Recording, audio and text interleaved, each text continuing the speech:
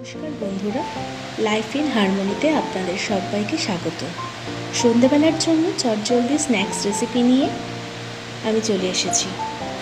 প্রথমেই আমার এই মিনি মাল্টিপট অন করে তাতে হাফ কাপ জল, সামান্য একটু লবণ ও 1 চামচ সাদা তেল দিয়ে দিলাম।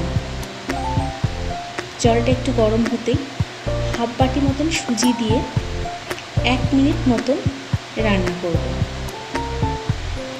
এখানে সুজি কিন্তু আমি পুরোপুরি সেদ্ধ করব না।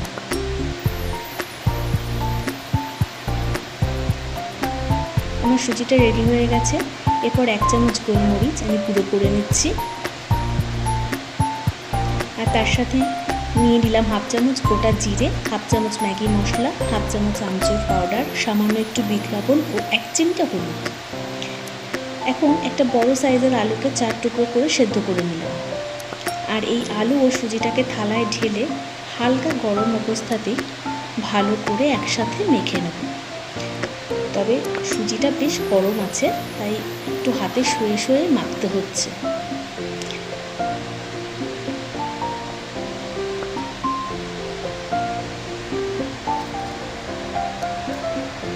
যাই হোক, সুজি ও আলুটা আমি ভালো করে মেখে নিয়েছি। এখন এই শুকনো মশলাগুলো সব দিয়ে ভালো করে মিশিয়ে নিয়ে আবারও মাখবো।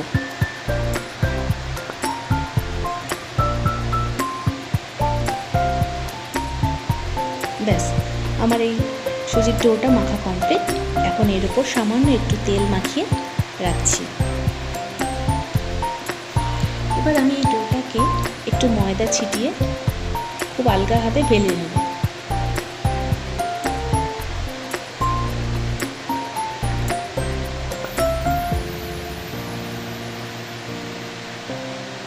এবার একটা কাটারের সাহায্যে ছোট ছোট সাইজ করে কেটে নিচ্ছি। আপনারা আপনাদের পছন্দ মতন সাইজ করে এগুলো কাটতে পারেন, নিমকির আকারে হোক, ত্রিকোণ আকারে হোক।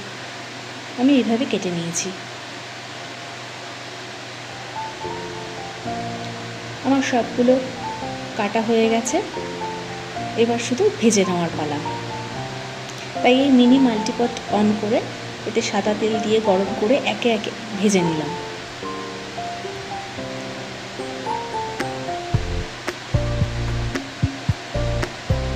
তবে এগুলো কিন্তু খুব হালকা হাতে ভাজতে হবে, কারণ বেশি নাড়াচাড়া করলে এটা ভেঙে যেতে পারে। খুব হালকা হাতে এগুলো ভেজে ভেজে তুলতে হবে।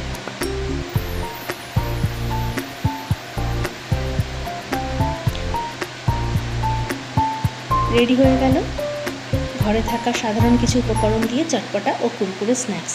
কেমন লাগলো কমেন্টে অবশ্যই জানাবেন।